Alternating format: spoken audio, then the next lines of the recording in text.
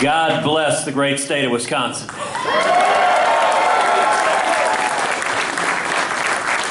I am thrilled to be here, and I gotta say, isn't Heidi gonna make it amazing, First Lady?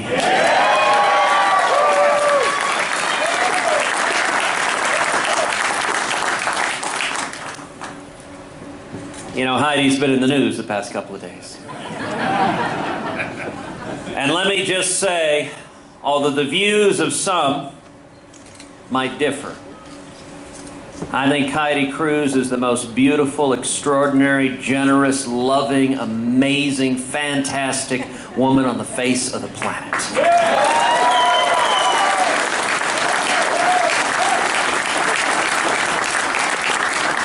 She is my best friend in the entire world. I admire her. I adore her. She is an unbelievable, loving, caring, laughing, fun mom to Caroline and Catherine, who look up at their mommy with unlimited respect and joy. And sweetheart, I love you with every ounce of my heart.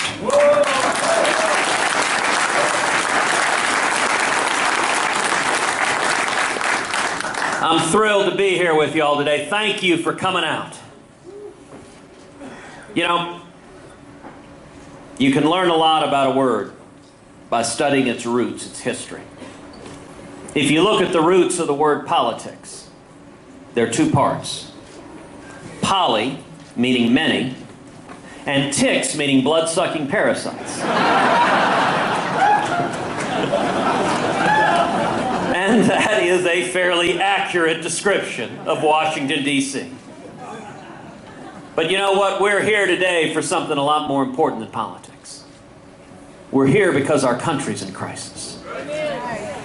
Because we're bankrupt in our kids and grandkids. Because our constitutional rights are under assault each and every day.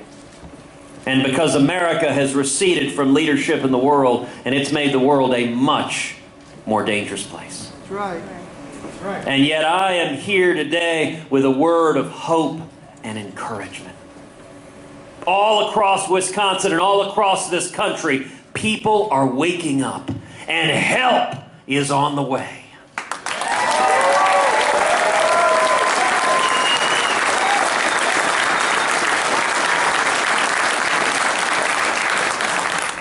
This election is going to come down to three key issues: jobs, freedom, and security. Let's talk about each of them. Let's start with jobs. I want to take a minute here and I want to talk to all the single moms who are working 2 and 3 part-time jobs, who've had your hours forcibly reduced to 28 or 29 hours a week because Obamacare kicks in at 30 hours a week. I want to talk to all the truck drivers, all the mechanics and plumbers and steel workers, all the union members, all the men and women with calluses on your hands, who've seen wages stagnating year after year after year. Cost of living keeps going up, but somehow your paycheck doesn't seem to keep pace. I want to talk to all the young people coming out of school with student loans up to your eyeballs, scared, am I going to get a job? What does the future hold for me? Will I be able to provide for my own family? And the media tells us this is as good as it gets. This is the new normal. Well, let me tell you, that is an absolute lie. Right.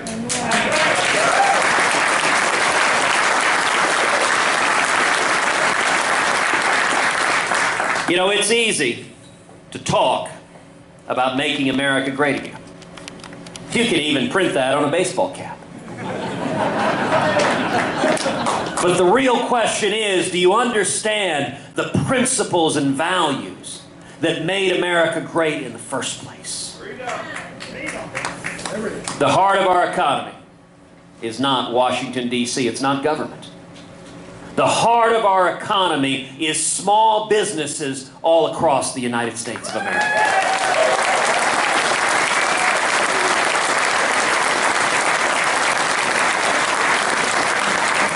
You want to to kill the economy? It's real easy. Do what we've done these last 7 years. Hammer the living daylights out of small businesses.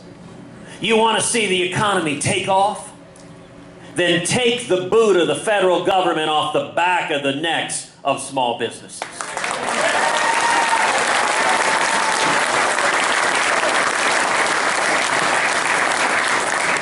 If I'm elected president, we will repeal every word of Obamacare.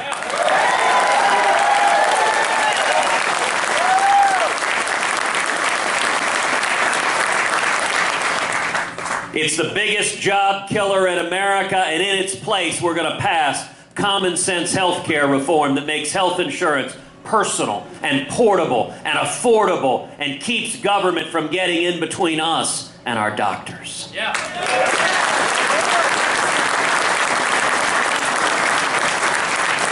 And we're going to pass a simple flat tax.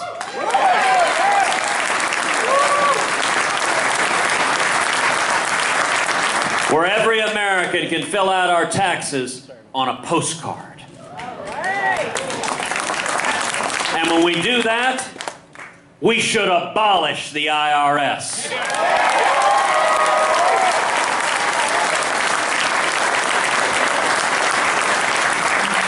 We're going to rein in the EPA and the CFPB and the alphabet soup of federal agencies that descend like locusts on small businesses, killing jobs all across this country.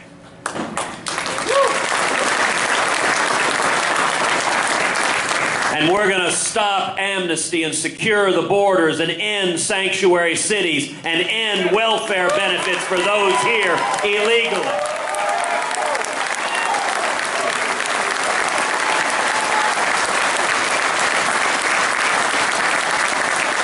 And let me tell you what the effect of all of that is going to be. We're going to see millions and millions of new high-paying jobs, jobs coming back from China and Mexico, manufacturing jobs coming back to America. We're going to see wages rising again. We're going to see young people coming out of school with 2, 3, 4, 5 job offers. We'll see morning in America again.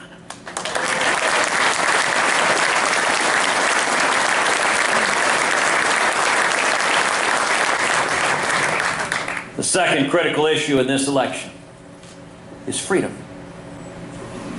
You know, just a few weeks ago, the passing of Justice Scalia underscored the stakes of this election.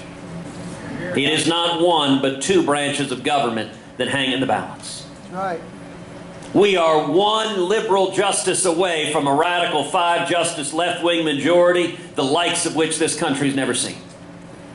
We are one liberal justice away from the Supreme Court stripping away the religious liberty of people all across America. That's right. We are one liberal justice away from the Supreme Court effectively erasing the Second Amendment from the Bill of Rights. And we are one justice away from the Supreme Court making us subject to the authority of the World Court and the United Nations and international law and giving up U.S. sovereignty. Now, you know, a couple of debates ago, Hugh Hewitt asked a question about religious liberty in the Supreme Court. And Donald Trump turned to me and he said, "Ted, I've known a lot more politicians than you have." Well, in that he is correct. Donald has been supporting liberal Democratic politicians for 40 years. Yeah. I have no experience doing that.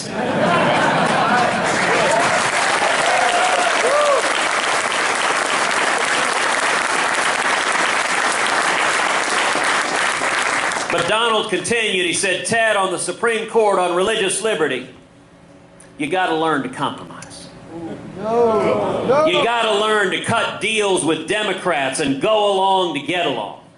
No. Well, let me be very, very clear to the men and women of Wisconsin. I will not compromise away your religious liberty.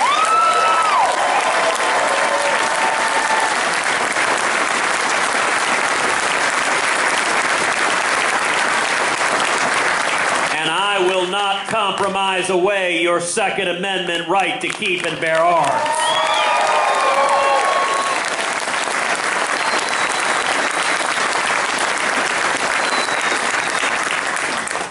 The third critical issue in this election is security.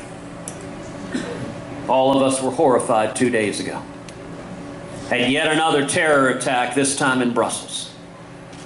Lunatics with explosives murdering innocent men, women, and children. And the attack in Brussels, it wasn't an isolated event. It wasn't a lone wolf. It was part of a global jihad of radical Islamic terrorism that is directed at Europe, it is directed at Israel, and it is directed at the United States of America. And you know, for 7 years we've had an administration that abandons our friends and allies and that shows weakness and appeasement to our enemies. That's right. Now, once again, in a debate, 2 debates ago, Donald Trump explained. He said if he were president, he would be neutral between Israel and the Palestinians. Well, let me be very, very clear. As president, I will not be neutral.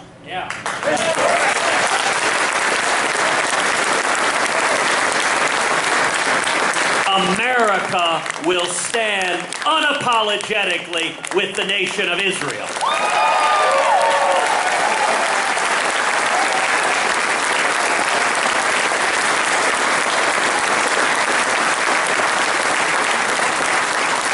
And you know, anyone who cannot tell the difference between our friends and our enemies, anyone who cannot tell the difference between the nation of Israel and Islamic terrorists who want to kill us, you better believe it. That raises real questions about their fitness and judgment to be commander-in-chief. No longer will our military be governed by political correctness.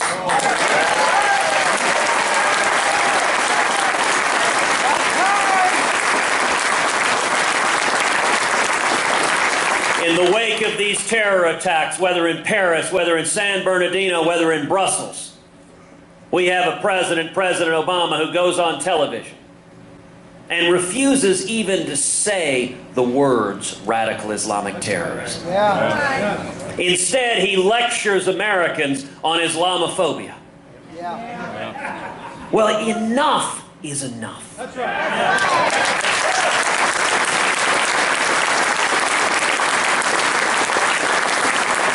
The first obligation of the president is to be commander-in-chief to keep America safe. And let me make something very clear to any jihadist on the face of the earth. Your day of reckoning is coming.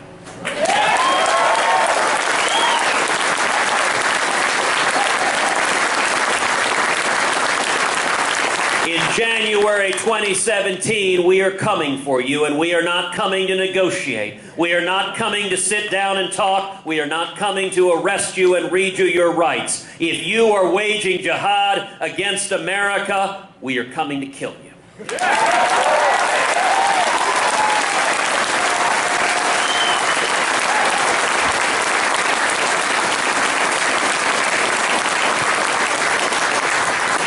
Weakness and appeasement is provocative. There is one language and one language only that bullies and tyrants understand, and that is peace through strength.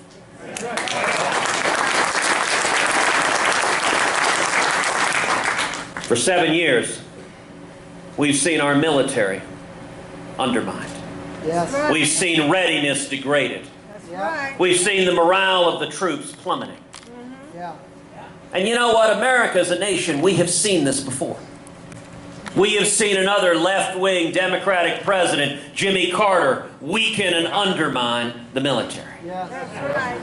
And then in January 1981, Ronald Reagan came into office.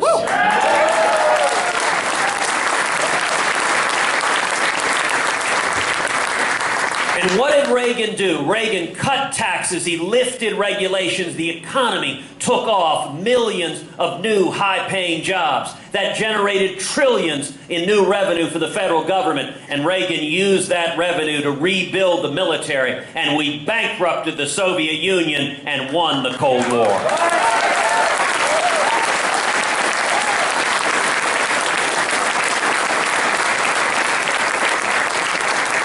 I intend to do the exact same thing with radical Islamic terrorism.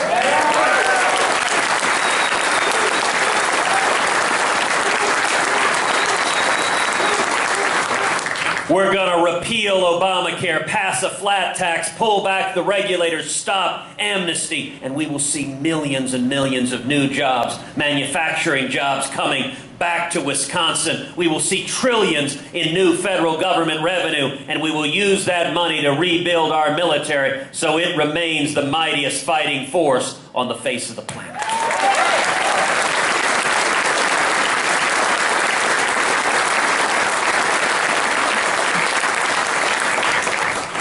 You know, one of the most shameful things of the last 7 years has been the president sending our fighting men and women into combat with rules of engagement so strict that their arms are tied behind their back that they cannot fight, they cannot win, they cannot defeat the enemy.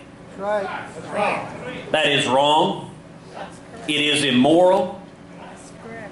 And mark my words, in January 2017, it will end.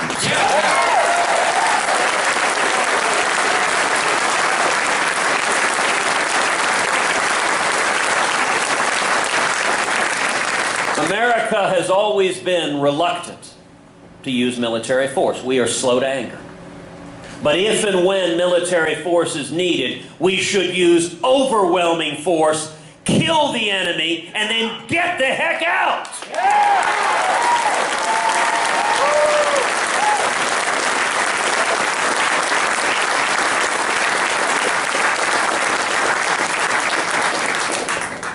So let's talk a little politics. Wisconsin is a battleground. This race started out 1 year ago with 17 candidates in the field. It was an amazingly diverse, talented, young, dynamic field. What a contrast with the Democrats. The Democratic field consists of a wild-eyed socialist with ideas that are dangerous for America and the world, and Bernie Sanders.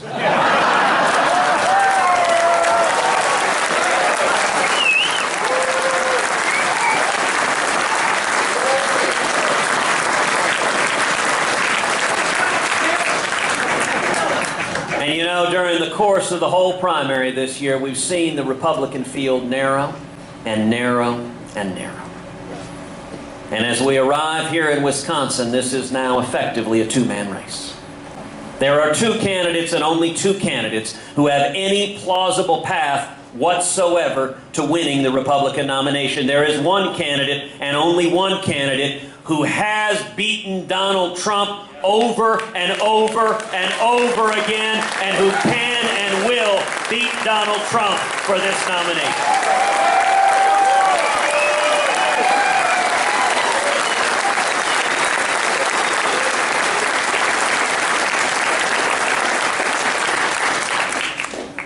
You know, Wisconsin is known for producing fighters. You've got a phenomenal governor here in Wisconsin.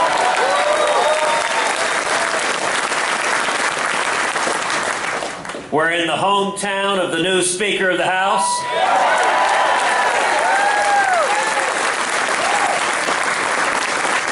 And you've got Senator Ron Johnson fighting for you in Washington.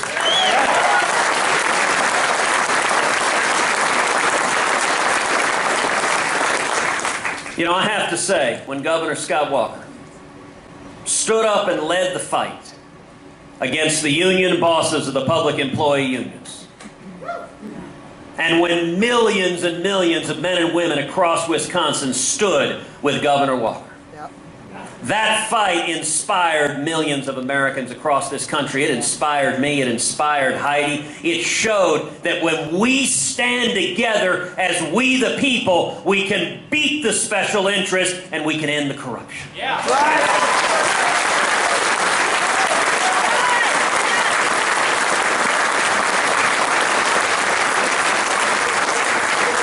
What y'all did here in Wisconsin, the men and women who stood up and fought, is what we need to do in Washington. Take on the special interest and the corruption and the career politicians and bring power back to we the people.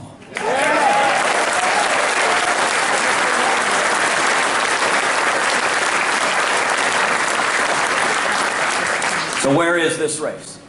Here in Wisconsin, we are effectively tied with Donald Trump for first place. The latest polling shows us ahead by 1 point.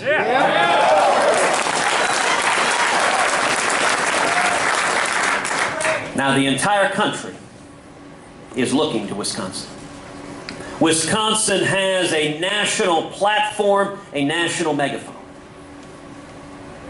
And let me say to the 65 to 70% of Republicans across Wisconsin, across the country, who recognize that Donald Trump is not the best candidate to go head-to-head with Hillary Clinton. That if we nominate Donald Trump, Hillary wins. That's right. And if Hillary wins, it is a catastrophe for the country. If Hillary is the next president, we lose the Supreme Court for a generation. We lose the Bill of Rights. Our kids are buried in trillions in new debt, and the stagnation of the last 7 years keeps on going. What we are seeing, though, and this is the good news, is the 65 to 70% of Republicans who recognize that are coming together, are unifying behind this campaign.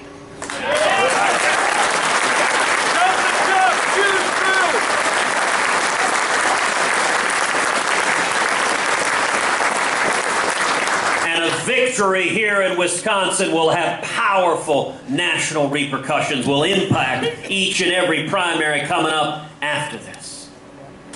So I want to ask every person here to come and vote for me 10 times. Hey, we're Republicans, not Democrats. Now look, we're not Democrats. I'm not suggesting voter fraud. But if everyone here goes and gets 9 other people to vote on election day, you will have voted 10 times. Yeah. And you know, maybe you're not yet old enough to vote. You know, if you go and get 10 other people to come out and vote on election day, you will have voted 10 times before you turn 18.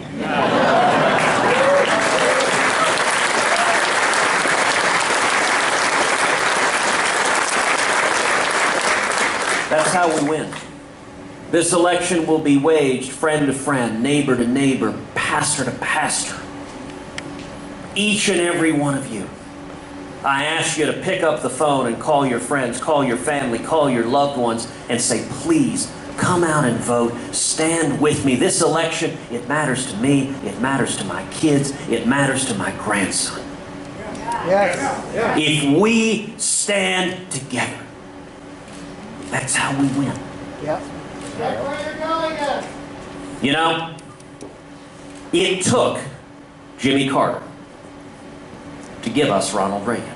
And I am convinced the most long-lasting legacy of Barack Obama is going to be a new generation of leaders in the Republican Party who stand and fight for liberty, who stand and fight for the Constitution, and who stand and fight for the Judeo-Christian values that built this great nation. Thank you, and God bless you.